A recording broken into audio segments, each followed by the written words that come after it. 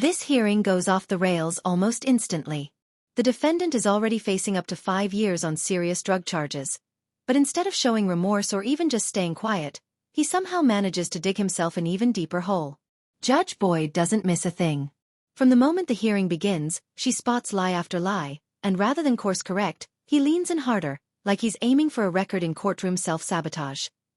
You can practically feel the second-hand embarrassment through the screen. His words don't match his body language, and honestly, his entire demeanor raises some serious red flags. The way he's speaking, fidgeting, and even reacting to simple questions, it almost feels like he didn't come to court fully clear-headed, which would explain a lot. Let me know your take. Was the judge too lenient here, or did she strike the right balance? Because in a case this messy, it's not just about the charges. It's about the disrespect, the attitude, and the obvious attempt to play the system. Grab your popcorn, because this hearing gets wild. Let's dive in.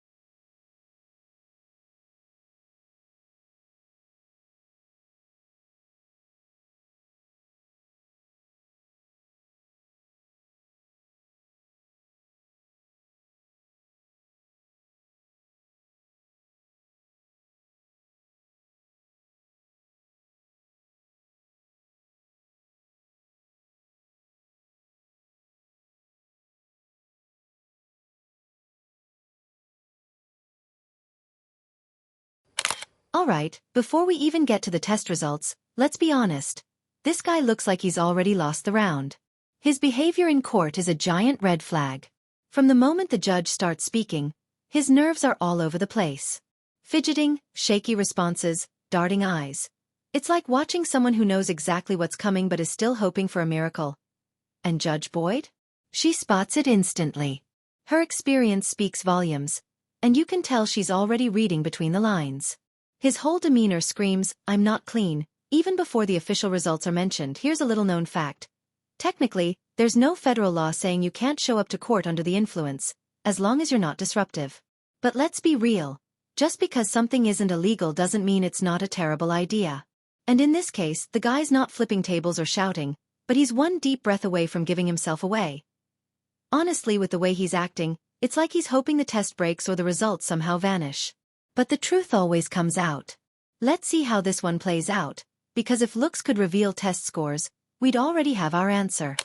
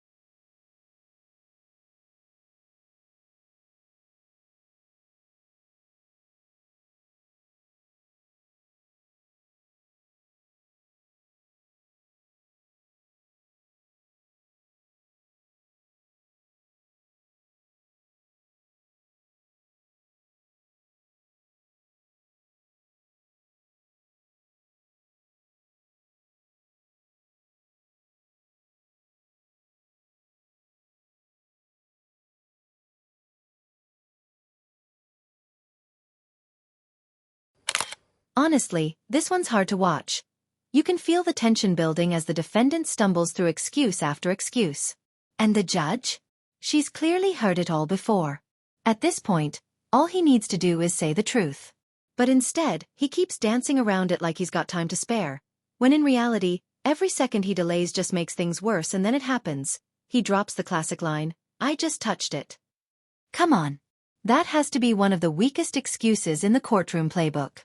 It's the kind of response that might fly with a friend who's just as deep in denial, but not with Judge Wood, who's been on the bench long enough to see this exact routine more times than anyone can count. Let's be real. Who's just out here accidentally touching unknown substances like it's a normal part of life? That's not a believable explanation. That's grasping at straws. And what makes it even more frustrating is that if he had just owned up from the beginning, this might have been a minor setback. But now, if the judge determines he's lying, it could become a full-blown probation violation, leading to real jail time. Let me know in the comments, do you think he's being honest or just digging a deeper hole?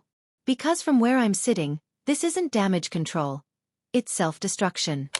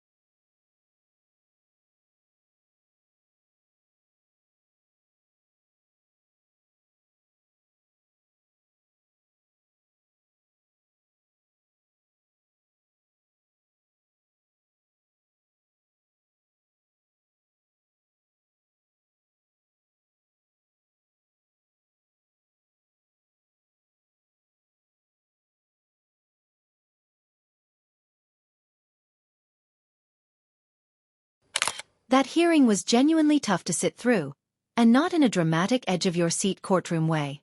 It felt more like watching someone slowly unravel on the witness stand, one awkward pause at a time. And what makes it even more frustrating? The sentence itself wasn't even on the table yet. The court just needed clarity on his drug use to determine the right treatment path. That's it. And still, he couldn't be straight with the judge. From the constant shifting to the uneasy eye contact, the guy looked like he showed up under the influence of something a little stronger than caffeine. He claimed whatever he used was from 3 days ago. But let's be honest, we've seen people more clear-headed at a Vegas blackjack table in the middle of the night. His story didn't match his state, and everyone in that courtroom knew it. Now here's the real question. Was the judge too lenient? There's a fine line between offering someone a second chance and getting completely blindsided by a bad faith performance. And in moments like this, it becomes crystal clear. Sincerity matters just as much as the facts. This wasn't a legal strategy, it was stalling disguised as storytelling. Let me know in the comments, did the judge show too much patience here, or was it the right call to hold back and guide him toward treatment instead of jail time? Big thanks to Time Served Court Watch for bringing us this case. And as always, thank you all for watching. Stay sharp, stay out of trouble, and maybe think twice before turning your court date into a live audition.